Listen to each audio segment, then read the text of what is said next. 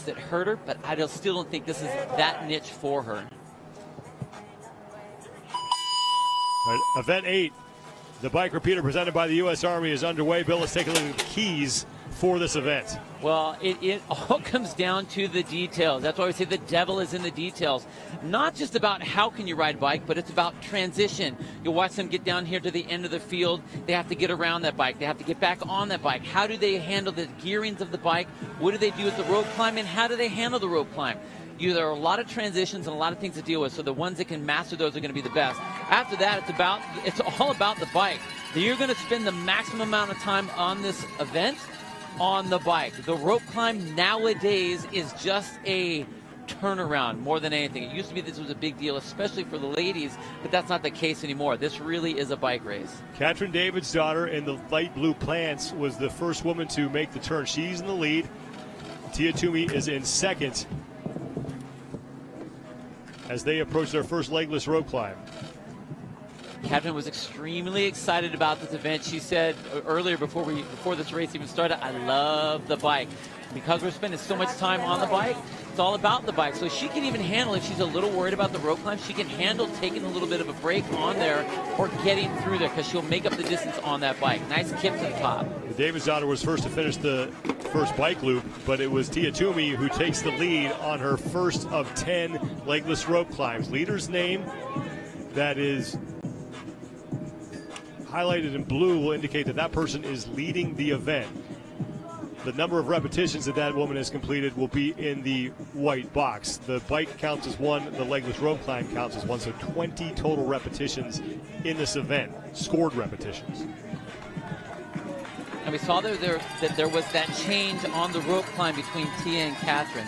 Katrin really came out hard on that first bike ride, and I think what's going to be important is push the first half of the bike, push the middle half of that bike, and then that last quarter just kind of coast in so you have a little bit of a breather, because you need to go directly from the bike and on the rope. You can't get to the rope and then sit there and wait. You don't have that ability to afford that time loss. Tia Toomey slightly ahead of Katrin Davidsdottir on this second of 10 rounds. It'll be back to the rope and then one more legless rope climb and then hopping back on the bike.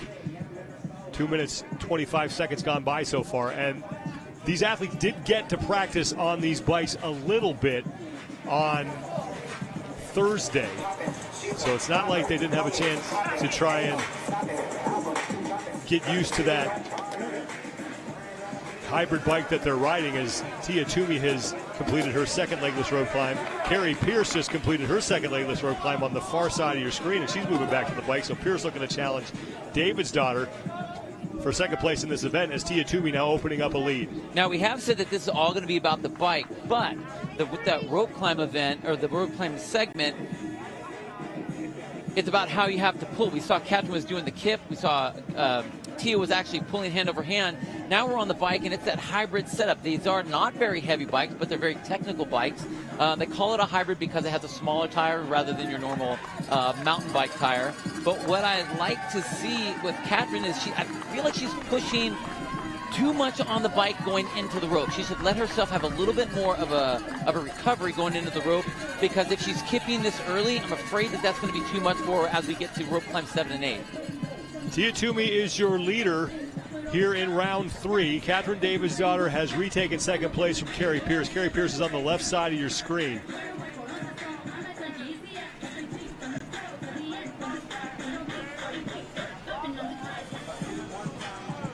Approaching the 4-minute mark, and Tia Toomey is off the bike and on for her third legless rope climb. I mean, look at that.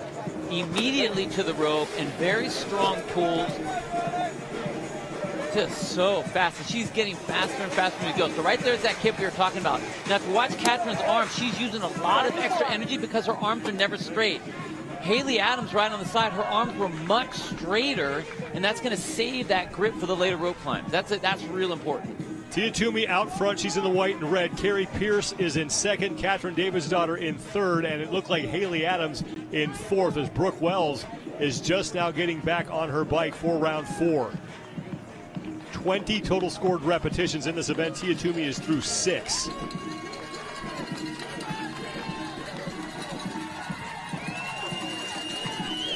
Tia, look at that turnaround. We talked about the devil in the details. That was a beautiful turnaround. Came off the bike, fast around that cone, right back on. Ooh, and a little stumble there for Carrie. Carrie Pierce's hesitation there on the transition allows Katrin Davidsdottir to pull basically even with her now for second place. But it's Tia Toomey, as we have said for much of this competition, who is all by herself out front here. And she's getting set to close out round 4. 10 total rounds here, 440 meters on the bike and a legless road climb. Watch how fast this is. Running to the rope, chalking, no need, straight up. Look how fast that was. Beautiful. That shows a lot of power in that upper pulling. Now, in the past with road climbs, there's usually a mark on the rope where the athletes have to control their descent below that mark. Once they're below that mark, they can then hop off. There's no mark here, so they can come down as quickly and as controlled or uncontrolled as they want. That's exactly how it was back in that regional event as well. Same thing. You can decide how much self-preservation you want to have on your own race. And if you remember, it was that event at the regionals of 2014 that kept Katrin Davidsdottir out of the games. So she's looking for a little bit of redemption here. Right now she is in third place behind Carrie Pierce. It looks like Haley Adams may have moved into contention for second place as well. As now Davidsdottir and Adams are neck and neck. Davidsdottir is in the light blue pants. Haley Adams is on the right of your screen in lane 5 in that light tank top, and Carrie Pierce is on the left. And here comes Brooke Wells. So Brooke Wells is way behind right now as Tia Toomey is getting set to close out round 5. I honestly feel like her seat's a little low. I would hope she would want to have a little bit more of a top-end push on that. But, man, look at these ladies just really getting after for that second-place position. Good battle developing for second place. Carrie Pierce off her bike first. Right behind her, Katrin Davidsdottir and Haley Adams. Meanwhile, Tia Toomey is done and back on. Look at the pulling of Carrie Pierce. And we know she has that strong upper body. Any kind of gymnastic pull, she's going to do really, really well. The only thing that's hanging her up is the transition on and off the bike. Now, Tia Toomey is through 10 of the 20 scored repetitions in this event. Halfway, Carrie Pierce is now in second. Haley Adams is in third, and Katrin Davidsdottir has fallen back into fourth place. This is big for Carrie Pierce because remember, she came in with 325 points, 65 back of Katrin Davidsdottir for second. If Pierce can hang on to second and Davidsdottir finishes in fourth, Pierce can pick up about 40 points on her. It's just unbelievable how much this leaderboard is just jostling up and down with every single event. But I really think, as much as I said it comes down to the bike, for these ladies, it's really coming down to the rope climb and how they're doing it. That's how Carrie Pierce was able to make up her distance, even with Haley Adams. These straight arms, saving her arms on those rope climbs, whereas Katrin's bending her arms and blowing out so much energy on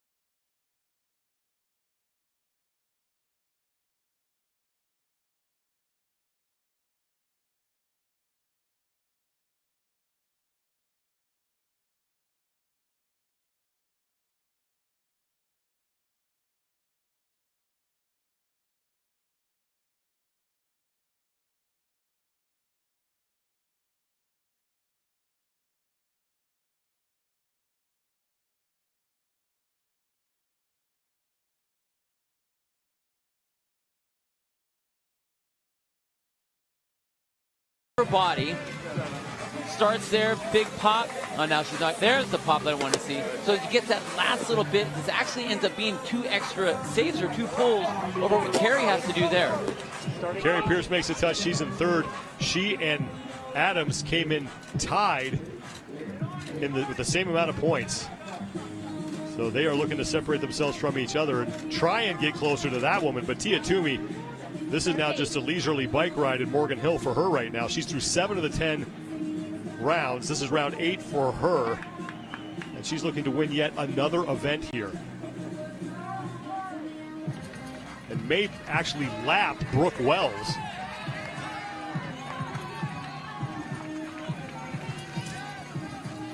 Minutes gone by. This is the 8th of 12 events here at stage 2 of the 2020 Reebok CrossFit Games. See her shaking out those arms, getting ready for this next rope climb so she can hop right back up like she's done every single round. No chalk, which is really incredible. I think most people, when they go to the rope, they think I need the chalk to hold on. That, yes, it helps, but that's just transition time. She's letting the speed of her bike dry her hands off for her. Toomey back in to close out round 8. Good. Wow. Makes the touch. Beautiful. And now round 9. Here's the battle for second. Haley Adams right now is in second place behind Tia Toomey in this event. Carrie Pierce is in third. Both of them came in tied in points with 325, both 65 back of Katrin Davidsdottir. Brooke Wells sat in third with 350. So it's possible that Adams and Pierce could both leapfrog Brooke Wells here, and Wells could find herself back in 5th place.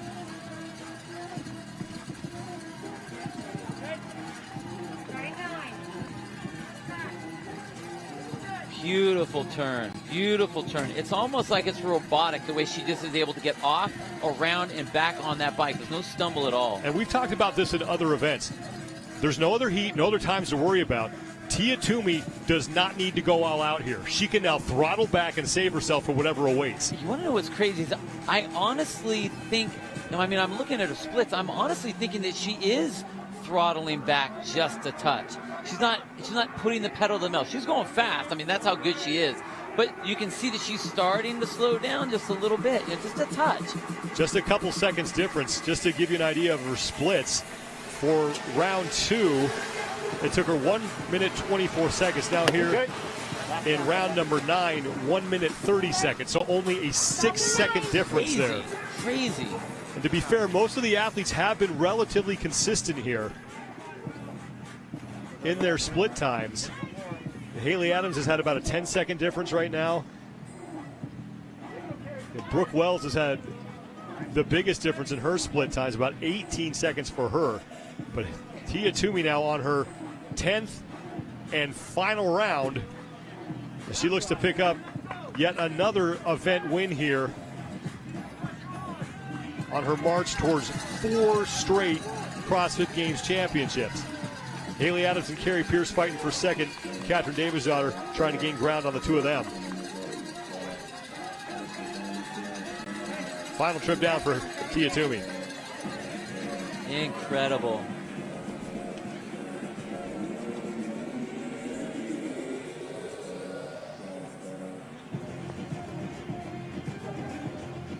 Haley Adams on the right side of your screen. She's in second. Carrie Pierce is in third. And Pierce, you just saw her on the upper left-hand part of your screen getting set to make the turn. So Adams all by herself in second place. So Haley Adams is going to separate herself from Carrie Pierce and look to move up the overall leaderboard here. Tia Toomey's going to hang on to the overall lead and win yet another event.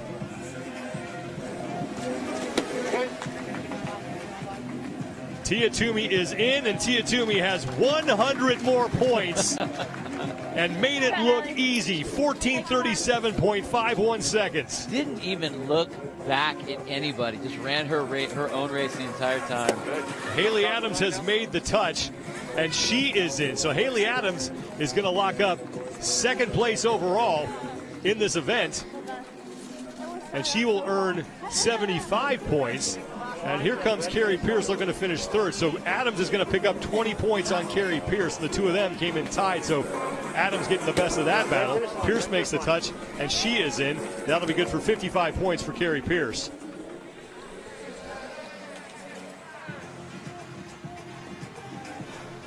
Now Katrin Davidsdottir, who has fallen off the lead pace. She was pushing Tia Toomey early. And now she makes the touch, and she is across the finish line. So Katrin Davidsdottir, 35 points in a fourth-place finish. The good news is the woman right behind her was Brooke Wells, and she is going to take fifth. So Wells will only earn 15 points. So Davidsdottir will manage to stay ahead of Brooke Wells, while Haley Adams and Carrie Pierce look like they may leapfrog her on the overall leaderboard. So Wells may find herself back in fifth place overall. The one unique thing about having only 5 athletes is that leaderboard is constantly, other than your chance. If you have a bad event, you feel it and you see it, and that leaderboard just drastically changes. Yeah, we were talking about it before we came on. You look at the numbers and you think, oh, that's an insurmountable lead, but that's knowing the old scoring system where 3 spots on the leaderboard were 16, 17, 18 points at the worst. Now, you can make up 40, you can make up 85 in one event. And here comes Brooke Wells. Her final rope climb, and that'll do it. So Brooke Wells, a 5th place finish. So this is the points table for this year. 100 points for a win, and then there's a 25-point difference between first and second because they want to reward victories.